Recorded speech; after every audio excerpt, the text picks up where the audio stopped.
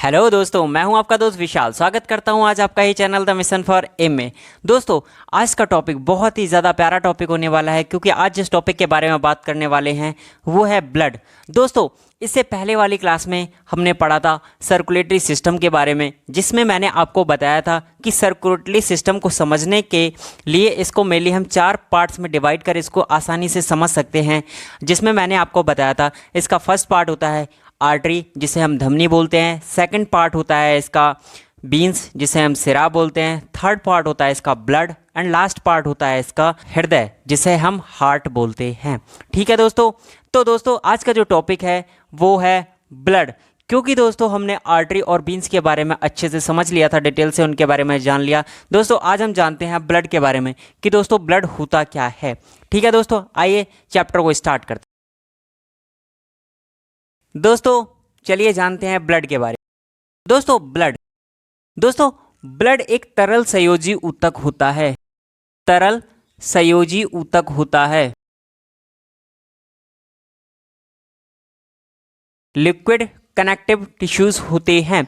दोस्तों अगर इनके पीएच मान की बात की जाए तो दोस्तों इनका पीएच मान 7.4 होता है, और साथ ही साथ बात की जाए टीयर यानी कि आंसू की, तो उसका पीएच मान भी 7.4 होता है। दोस्तों पीएच मान क्या होता है? दोस्तों पीएच मान यानी कि पीएच एक स्केल होता है जिसके द्वारा ये पता लगता है कि कौन सी चीज़ अम्ल है, कौन सी चीज़ क्षार है। दोस्तों जिसका पीएच मान 7 से कम होता है वो अम्ल कहलाता है, और 7 से ज़्यादा होने पर वो क्षार कहलाता है। दोस्तों इसका पीएच मान 7.4 है, अर्थात ब्लड हमारा कैसा होता है? तो आप कहेंगे ब्लड हमारा क्षारीय होता है। ठीक है दोस्तों, आगे जानते हैं और ब्लड के बारे में समझते हैं। दोस्तों एक स्वस्थ मानव के शरीर में 5 से 6 लीटर ब्लड होता है। दोस्तों 5 से 6 लीटर ब्लड होता है। ठीक है दोस्तों ब्लड को मेनली 2 पार्ट में डिवाइड कर दिया जाता है, जिसमें से फर्स्ट पार्ट कहलाता है हमारा प्लाज्मा एंड सेकंड पार्ट कहलाता है फॉर्म्ड एलिमेंट, जिसको हम हिंदी में संगठित पदार्थ बोलते हैं। ठीक है दोस्तों, एंड प्लाज्मा का हिंदी मीनिंग प्लाज्मा ही होता है। दोस्तों बात करते हैं प्लाज्मा ब्लड में 55% पाया जाता है एंड फॉर्म्ड एलिमेंट 45% पाए जाते हैं। दोस्तों प्लाज्मा इसको मेनली हम 3 पार्ट में समझ सकते हैं।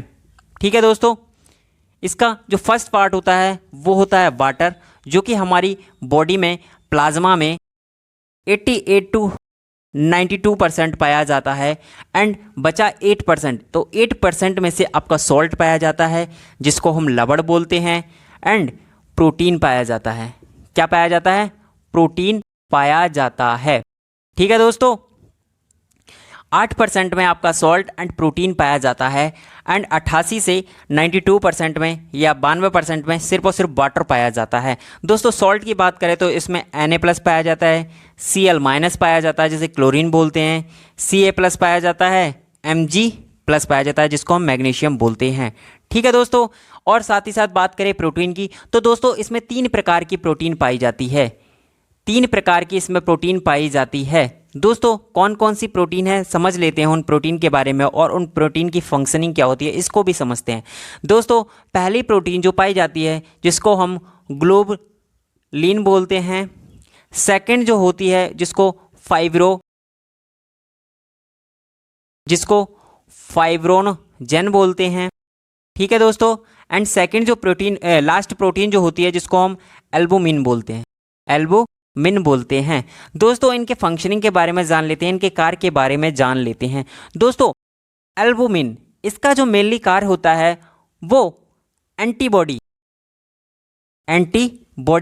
दोस्तों एंटीबॉडी बनी किस प्रोटीन की होती है? आपका आंसर हो जाएगा ग्लोबुलिन प्रोटीन की बनी होती है एंटीबॉडी बनाता कौन है? तो दोस्तों WBC किसका निर्माण करती है? आप बोलेंगे एंटीबॉडी बनाती है। ठीक है दोस्तों, डाउट क्लियर हुआ दोस्तों एक बार मैं दोबारा रिपीट कर देता हूं कि ग्लोबुलिन क्या है? एक प्रोटीन है जो क्या बनाती है, एंटीबॉडी बनाती है। लेकिन एंटीबॉडी बनती किसके द्वारा है, आप बोलेंगे एंटीबॉडी जो बनाती है वो WBC बनाती है, और किस प्रोटीन की बनी होती है, तो आप बोलेंगे ग्लोबुलिन प्रोटीन की बनी हुई होती है। दोस्तों फाइब्रोनोजेन के बारे में जानते हैं कि ये प्रोटीन क्या करती है। दोस्तों ये ब्लड क्लोटिंग को रोकने में हेल्प करती है। दोस्तों ब्लड क्लोटिंग क्या होता है समझते हैं। दोस्तों जब कभी भी ऐसा होता है कि हमारे हाथ पैर या कभी भी चोट लग जाती है, तो उसमें दोस्तों क्या होने लग जाता है, आपका ब्लड बहने लग जाता है। तो अनावश्यक रूप से बहने वाले ब्लड को रोकने का कार्य कौन करता है, फाइब्रोनोजेन करता है। ठीक है दोस्तों। एंड एल्बुमिन का क्या कार्य होता है, दोस्तों एल्बुमिन का जो कार्य होता है ये सर्कुलेटरी में हेल्प करती है या परिसंचरण में हेल्प करती है। क्या, एल्बुमिन प्रोटीन सर्कुलेशन में हेल्प करती है।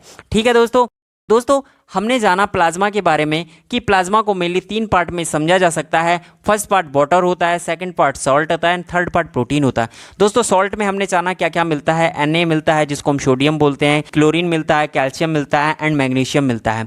दोस्तों प्रोटीन की बात करें तो प्रोटीन मेनली 3 प्रकार का होता है। ग्लोबुलिन क्या करता है, तो ग्लोबुलिन जो प्रोटीन होती है इसके द्वारा हमारी एंटीबॉडी बनी होती है, और एंटीबॉडी को बनाता कौन है, तो WBC एंटी का निर्माण करता है। दोस्तों फाइब्रोनोजेन क्या करता है, ये ब्लड क्लोटिंग को रोकता है, अनावश्यक रूप से बहने वाले ब्लड को रोकने में सहायक होता है। कौन, फाइब्रोनोजेन।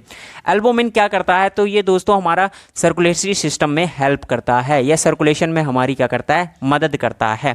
ठीक है दोस्तों आगे जानते हैं हम फॉर्म्ड एलिमेंट के बारे में कि फॉर्म्ड एलिमेंट क्या होते हैं। दोस्तों ये एक प्रकार के कार्पसल्स होते हैं।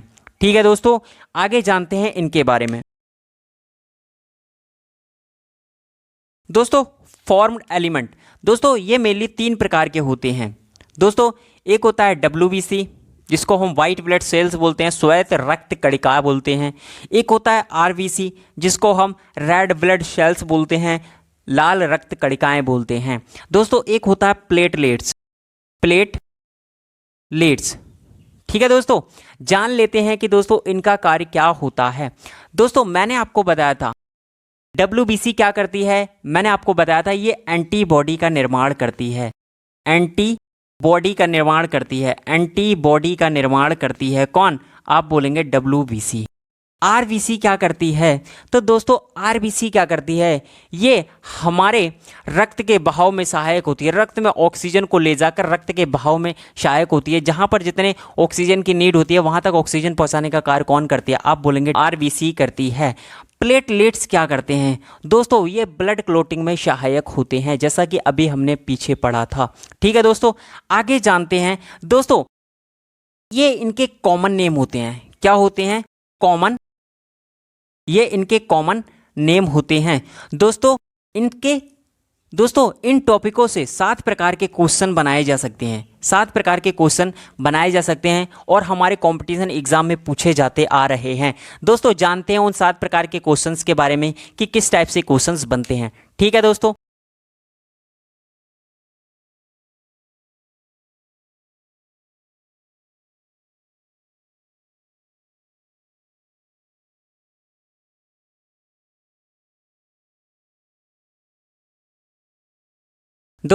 जान लेते हैं इनसे 7 टाइप के क्वेश्चन किस प्रकार से बनते हैं। दोस्तों आपसे पूछ सकता है यहाँ पर कि WBC का वैज्ञानिक नाम क्या होता है। दोस्तों इसका वैज्ञानिक नाम एंथ्रोसाइट होता है। दोस्तों आपसे पूछ सकता है RBC का वैज्ञानिक नाम क्या होता है। दोस्तों इसका वैज्ञानिक नाम ल्यूकोसाइट होता है। एंड प्लेटलेट्स का आपसे वैज्ञानिक नाम पूछ सकता है, तो इसका थ्रम्बोसाइट होता है। ठीक है दोस्तों ये इनके वैज्ञानिक नाम होते हैं। दोस्तों पूछ सकता है कि दोस्तों इनका जीवन काल कितना होता है। सेकंड क्वेश्चन आपसे पूछता है कि इनका जीवन काल क्या होता है। दोस्तों बहुत बार क्वेश्चन देखने को मिला है कि WBC का जीवन काल कितना होता है। दोस्तों 120 दिन WBC का जीवन काल 120 दिन होता है।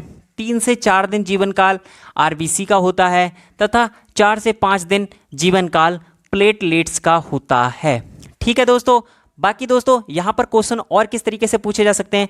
दोस्तों यहाँ पर क्वेश्चन पूछा जा सकता है कि इनकी मृत्यु कहाँ होती है। दोस्तों स्प्लीन बोले तो प्लीहा में इनकी क्या होती है, डेथ होती है। ठीक है दोस्तों, आपसे क्वेश्चन कर सकता है इनका आकार कैसा होता है, इनका आकार कैसा होता है। दोस्तों द्विअवतल इनका आकार होता है, कॉन्वेक्स। दोस्तों द्विअवतल इनका आकार होता है, बाई कॉन्वेक्स इनका आकार होता है। ठीक है दोस्तों, आपसे पूछ सकता है इनका उद्गम कहाँ होता है, इनका निर्माण कहाँ होता है। तो दोस्तों इनके निर्माण के बारे में बात की जाए तो बोन मैरो जिसे हम अस्थि मज्जा बोलते हैं, उसमें इसका निर्माण होता है। अस्थि मज्जा में इनका निर्माण होता है, अस्थि मज्जा में इनका निर्माण होता है। ठीक है दोस्तों, आपसे पूछी जा सकती है कि इनकी संख्या क्या होती है। दोस्तों WBC की बात की जाए तो दोस्तों इसकी जो संख्या होती है वो 4.5 से 5.5 मिलियन होती है। RBC की जो संख्या होती है वो 6000 से 8000 होती है। एंड प्लेटलेट्स की बात की जाए तो ये 1.5 लाख से 2.5 लाख होती है। ठीक है दोस्तों, 1.5 लाख से 2.5 लाख होती है दोस्तों। एंड लास्ट आपसे पूछा जाता है इनकी फंक्शनिंग के बारे, इनके कार्य के बारे में। ठीक है दोस्तों, लास्ट आपसे पूछा जाता है इनकी फंक्शनिंग के बारे में, इनके कार्य के बारे में। दोस्तों जो मैंने आपको पहले ही इनके कार्य के बारे में बता दिया था, दोस्तों जो मैंने पहले ही आपको इनके कार्य के बारे में बता दिया है, सेम वही इनकी फंक्शनिंग होती है। आइए दोस्तों एक बार और जान लेते हैं इनके फंक्शनिंग के बारे में। दोस्तों मैंने आपको बताया था WBC का वर्क क्या होता है, तो मैंने आपको बताया था कि एंटीबॉडी का निर्माण करना ही WBC का वर्क होता है। दोस्तों RBC का वर्क क्या होता है, दोस्तों मैंने आपको बताया था ऑक्सीजन का पूरी शरीर में जहां भी नीड है वहां तक ऑक्सीजन का ट्रांसफिकेशन करना RBC का वर्क होता है। प्लेटलेट्स का क्या वर्क होता है, दोस्तों मैंने आपको बता दिया था कि ब्लड क्लॉटिंग को रोकना प्लेटलेट्स का वर्क होता है। दोस्तों ये 7 टाइप से क्वेश्चन आपसे कॉम्पिटिटिव एग्जाम में पूछते आ रहे हैं और पूछे जाते हैं। दोस्तों एक ना एक क्वेश्चन यहां से आपको अवश्य ही मिल जाता है। दोस्तों ब्लड ग्रुप क्या होता है, ठीक है, कैसे हम पहचानते हैं कि कौन सा ब्लड ग्रुप पॉजिटिव है, कौन सा नेगेटिव है, ये किसके आधार पर डिसाइड किया जाता है। एंटीजन क्या होते हैं, RS फैक्टर क्या होते हैं, कैसे डिसाइड किया जाता है पॉजिटिव कौन सा है, नेगेटिव कौन सा है, इसके बारे में दोस्तों हम नेक्स्ट वीडियो में चर्चा करेंगे। आज के टॉपिक में सिर्फ इतना ही है। दोस्तों अगर वीडियो आपको अच्छी लगी हो तो वीडियो को लाइक करें, शेयर करें एंड सब्सक्राइब करें। ऐसी ही मज़ेदार वीडियो लेके आऊँगा, फिर आऊँगा, ज़रूर आऊँगा। नमस्कार।